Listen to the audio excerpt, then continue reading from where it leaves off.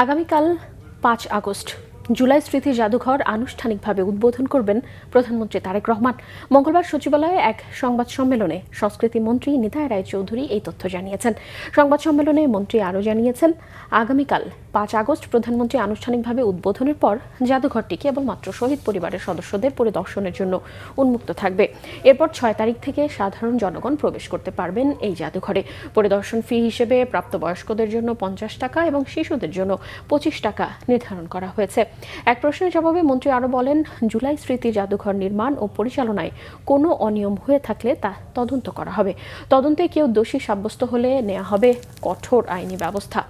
জাদুঘরের উদ্বোধনী অনুষ্ঠানে জুলাই গণ অভ্যুত্থানের বীরত্বগাথা, আত্মত্যাগের স্মৃতিচারণ ও গণমানুষের অংশগ্রহণের স্মৃতি তুলে ধরা হবে।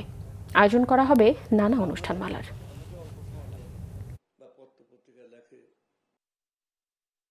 আগামীকাল ৫ তারিখে সকাল ৯টায় মাননীয় প্রধানমন্ত্রী তিনি প্রধান অতিথি হিসেবে জুলাই স্মৃতি জাদুঘর শুভ উদ্বোধন ঘোষণা করবেন এবং কালকে এই ঘোষণা পরপরই আমাদের একটা আলোচনা সভা আছে এবং সেই আলোচনা সভা পরে ফলক উন্মোচন আছে। প্রথমে ফলক উন্মোচন